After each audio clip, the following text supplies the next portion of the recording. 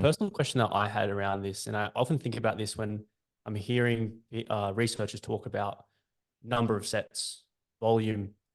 There is so much variability because we're using number of sets as a way to quantify how much stress we're experiencing, I suppose, in a study. But there is so much variability, like how much stress the triceps experience from a compound press versus isolation.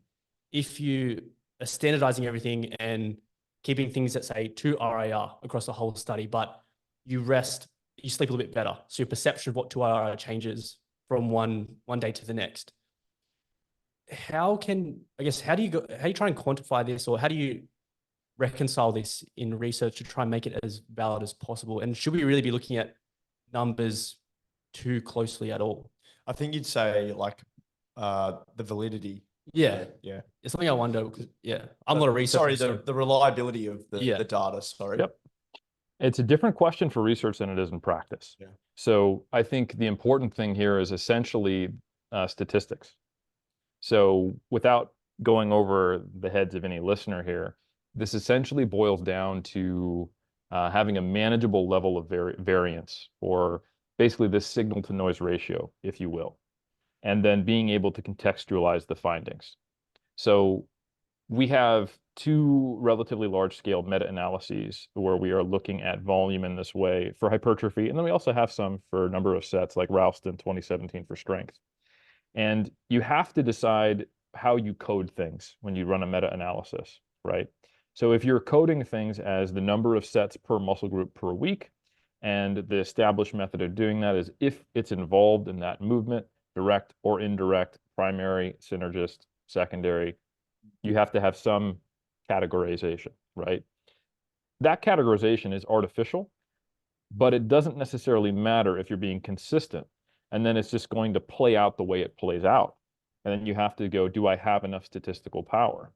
So one of the ways this potentially plays out is if you look at Baz Val's 2021 or 2022 meta-analysis of volume, is they found there was no significant difference in the categorization of the 12 to 20 or the 20 plus set range for all the muscle groups except triceps, which seemed to do a little bit better on 20 plus. And you're like, oh, what's unique about the triceps that it requires more volume? That's probably not it. What it probably is that we're looking at a bunch of studies where they're counting shoulder press and chest press as well as tricep pushdowns on a one-to-one basis. So you just have to know the limitations of the findings you have. So in research, you need to make a conclusion that integrates our theoretical knowledge with the actual empirical data.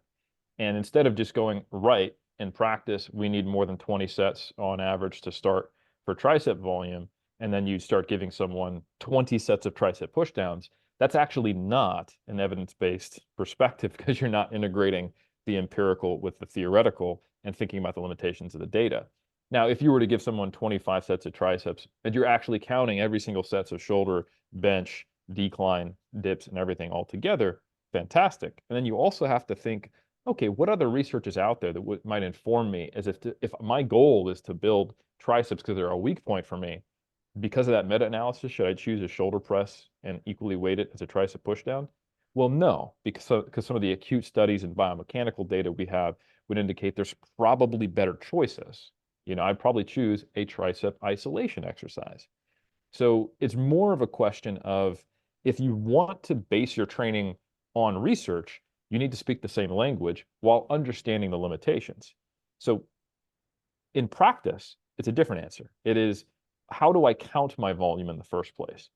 And if you want to say, oh, I'm being evidence-based because I'm doing 10 to 20 sets, and they go, oh, okay, how are you counting your sets? Well, I count my presses as half a set for triceps, and then I count my tricep pushdowns as 1-to-1. And I go, well, what's that based upon?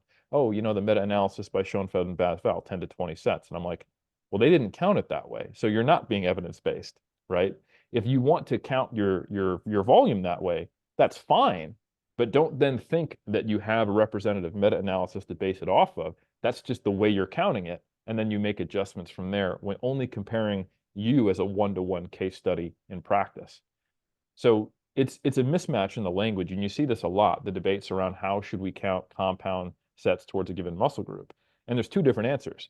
If you want to inform your set volume, based upon the data we have on set volume, you need to count it the same way it's counted in that study. But then you also need to have some degree of understanding of how things work in the real world and go, right, if I'm plateaued on my chest, or I'm plateaued on my tricep, or if I'm plateaued on my bicep, or if I want to increase effective volume for a given muscle group, I need to be intelligent in my exercise selection. And then I just need to count things in a consistent way so that I know when I change X, it has an impact on Y in practice.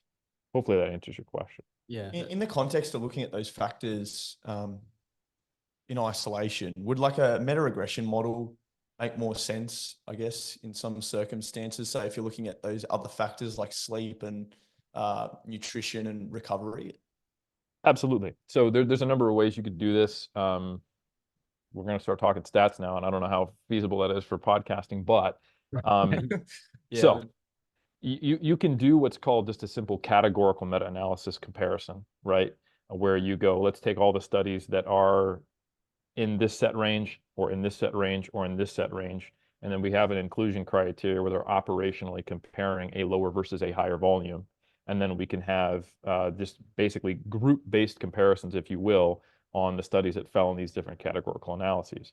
Or you can do what's called a meta-regression, which is very similar to just doing a regression in an individual study, where you're trying to see the continuous effect of a variable, right? Which in this case would be number of sets per week, and then the outcome variable being change in hypertrophy, right?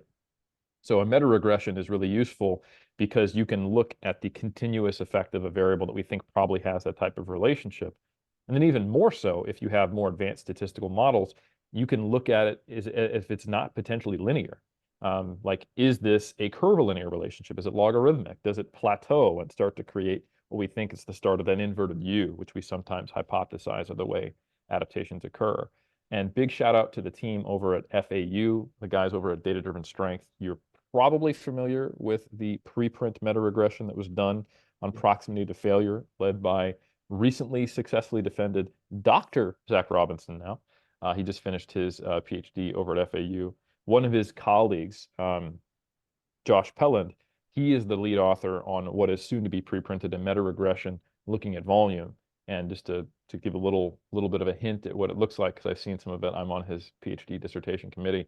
It is a curvilinear relationship.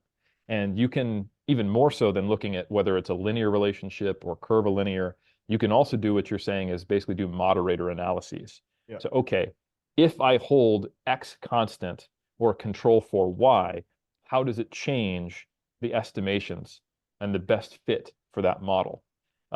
And so, for example, one outcome of this could be, if we look at that RIR, or repetitions in reserve meta-regression led by Robinson, is that when they specifically looked at data of higher loads, when you're lifting 80% of 1RM estimated or higher, all of a sudden, the beneficial effect of getting closer to failure was no longer significant. Or I think they used the Bayesian model, so that's probably not the right terminology, but there was no longer a meaningful effect of being closer to failure when you're lifting heavy enough on outcomes for hypertrophy, right?